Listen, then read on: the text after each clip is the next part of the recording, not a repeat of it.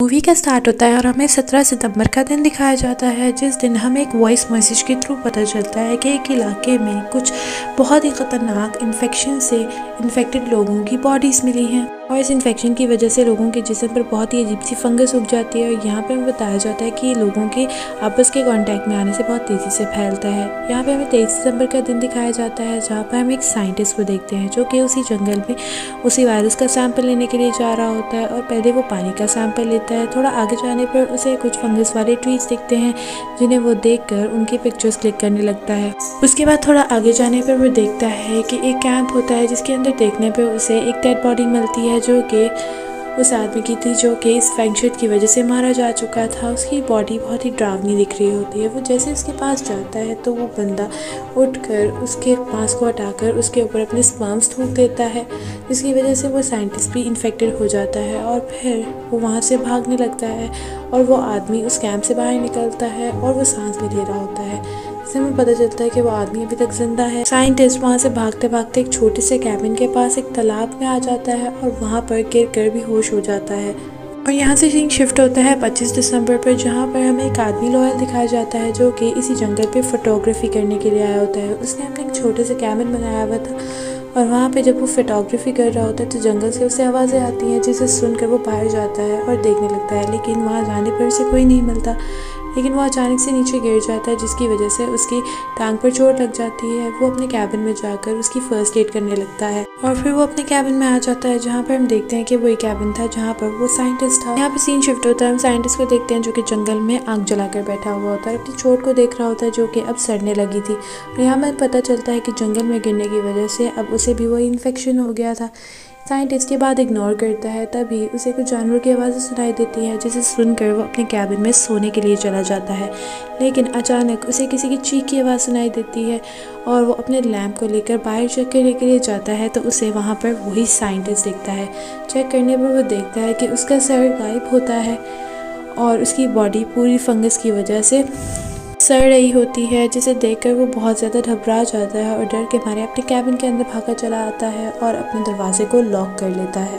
और कैबिन में आने के बाद उसे याद आता है कि उसका फ़ोन तो गाड़ी में रह गया, इसलिए वो अपने फ़ोन को गाड़ी में से लेने के लिए जाता है। जैसे वो फ़ोन लेता है तो नीचे से वो साइंटिस्ट की बॉडी उसको पकड़ने लगती है, लेकिन वो किसी तरह अपनी जान बचाकर कैबिन में वापस आ जाता है और दोबारा से डोर को लॉक कर देता है। तभी लॉयल को अपने कैबिन के रूफ से कुछ आवाज़ें आती हैं। चेक करने पर वो देखता है कि वही साइंटिस्ट की बॉडी होती है। वो उसे पकड़ लेती है और पूरी तरह से इन्फेक्टेड कर देती है। सुबह उठने पर वो देखता है कि उसकी आधी से ज़्यादा बॉडी फंगस की वजह से ख़राब हो चुकी थी। वो अपनी किसी तरह गाड़ी में जाकर बैठता है और वहाँ से निकलता है।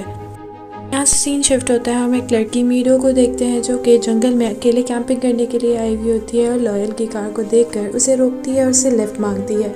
लॉयल उसे अपनी गाड़ी में बिठा लेता है और वो दोनों वहाँ से निकल जाते हैं। थोड़ी सी आगे जाने पर हम देखते हैं कि लॉयल सही तरह से ड्राइव नहीं कर रहा होता, जिस पर मीडो उससे पूछती है कि क्या उसकी तबीयत ठीक है। तो तभी लॉयल उस पर अटैक कर देता है, उसे पकड़ने की कोशिश करता है। मीडो अपनी जान बचाकर वहाँ से भागने लगती है, लेकिन लॉयल उसका पीछा कर रहा होता है। तभी वो एक पेड़ के पीछे छुप जाती है, लेकिन लॉयल को आता देख कर वो वहाँ से निकल जाती है और आगे भाग जाती है।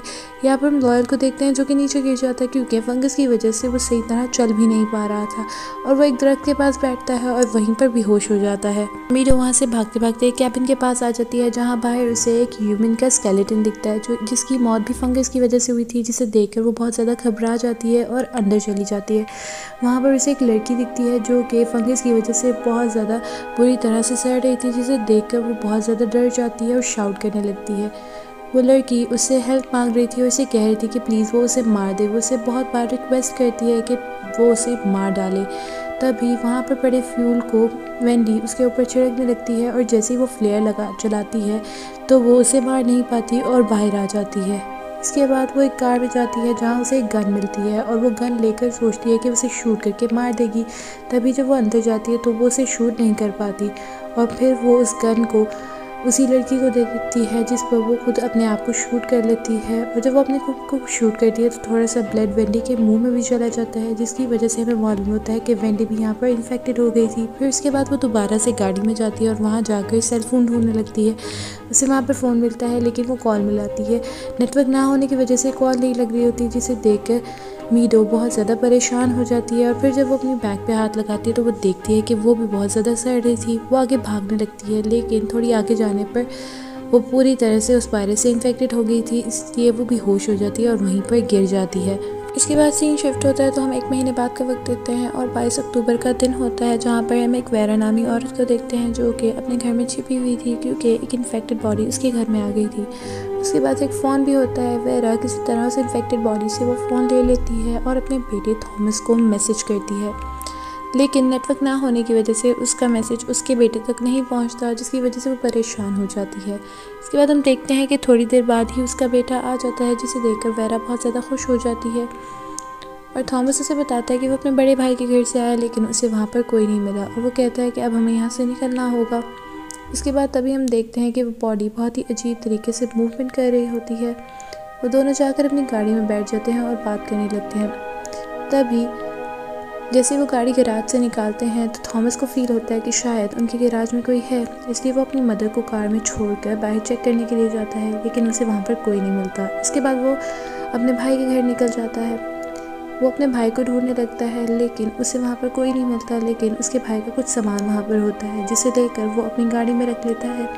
ये सब कुछ करते हुए उन्हें एक इन्फेक्टेड बॉडी देख लेती है और जब थॉमस और उसकी मदर दोबारा से गैराज में सामान देने के लिए जाते हैं तो वो इन्फेक्टेड बॉडी आकर छुपकर उनकी गाड़ी में बैठ जाती है। उन्हें गैराज में 2 इन्फेक्टेड लड़कियां मिलती हैं, जिसमें से एक लड़की के मुंह से कुछ अजीब से टेंटिकल्स निकल रहे थे, जिससे हमें पता चलता है कि अब ये वायरस और भी ज़्यादा एडवांस हो गया था। उन्हें बहुत ही अजीब से क्रिएचर में बदल रहा होता है। ये देखकर वो दोनों बहुत ज़्यादा डर जाते हैं और गैरेज का दरवाज़ा बंद कर देते हैं और इससे वो दोनों लड़कियाँ गैरेज में बंद हो जाती हैं। इसके बाद वो अपनी कार में आ जाते हैं और काफ़ी आगे निकल जाते हैं। थॉमस गाड़ी साइड पर रोककर मैप देखने लगता है, लेकिन तभी वो इन्फेक्टेड आदमी उठ जाता है और थॉमस पर अटैक कर देता है, जिससे थॉमस वहीं पर मर जाता है, लेकिन उसकी मदर बच जाती है क्योंकि वो अपनी गाड़ी से भाग जाती है। इसके बाद सीन शिफ्ट होता है और हम एक लड़की सेरेना को देखते हैं जो कि अपनी गैरेज में सामान पैक कर रही होती है, लेकिन तभी वहाँ पर एक इज़राइल का नाम का आदमी आ जाता है जो कि उसे वहाँ पर रुकने की रिक्वेस्ट करता है, लेकिन सेरेना उसे वहाँ से जाने के लिए कहती है, लेकिन वो उसे बहुत ज़्यादा रिक्वेस्ट करता है और एक स्टूल पर आकर बैठ जाता है। सेरेना तभी उसके हाथ पर खून देखती है, जिससे वो उसे कहती है कि वो फ़ौरन यहाँ से चला जाए। तो इज़राइल उसे कहता है कि खून उसका नहीं है और वो भी इन इन्फेक्टेड लोगों से बचकर यहाँ पर आया है। उसके बाद सेरेना उसे बताती है कि वो अपनी बहन मीडो को ढूंढने के लिए जा रही है, जो कि काफ़ी दिन पहले जंगल में कैंपिंग के लिए गई थी, लेकिन हम जानते हैं कि मीडो की तो पहले ही डेथ हो चुकी है। फिर इज़राइल उसे कहता है कि अगर तुम्हारी बहन काफ़ी दिन से गायब है तो मुझे लगता है कि वो अब ज़ॉम्बी में कन्वर्ट हो चुकी होगी, उसकी डेथ हो चुकी होगी। जिसे सुनकर सेरेना बहुत ज़्यादा अपसेट हो जाती है। इज़राइल उसे बताता है कि वो उसकी वाइफ काफ़ी दिन पहले यहाँ रहने आए थे, लेकिन उसकी वाइफ भी गुम हो गई है और ढूंढने पर भी नहीं मिल रही, जिस पर सेरेना उसे वहाँ रहने की इजाज़त दे देती है। और इसके बाद इज़राइल और सेरेना को बाहर से किसी लड़की की आवाज़ आती है और इज़राइल पहचान लेता है कि वो उसकी वाइफ की आवाज़ है, जिस पर वो उसे बाहर लेने जाने की कोशिश करता है, जिस पर सेरेना उसे कहती है कि अगर तुम उसे बाहर लेने गए तो मैं तुम्हें अंदर नहीं आने दूंगी। लेकिन इज़राइल बाहर चला जाता है और सेरेना डोर को लॉक कर लेती है। उसके बाद इज़राइल अपनी वाइफ को अंदर लाने की कोशिश करता है, लेकिन फिर सेरेना को एहसास होता है कि उसे इन दोनों की मदद करनी चाहिए और वो डोर ओपन कर देती है। उसके बाद इज़राइल अपनी वाइफ को लेकर वहाँ आ जाता है और इससे एक स्ट्रेचर पर लिटा देता है, जिस पर उसकी वाइफ कह रही होती है कि इसकी कमर पर कुछ है। इज़राइल देखता है कि उसकी कमर पर एक इन्फेक्टेड आदमी का टेंटिकल होता है। वो उसे रिमूव करता है और उसकी बैक को चेक करता है तो वो देखता है फंगस की वजह से उसकी बैक पूरी तरह से इंजर्ड हुई थी।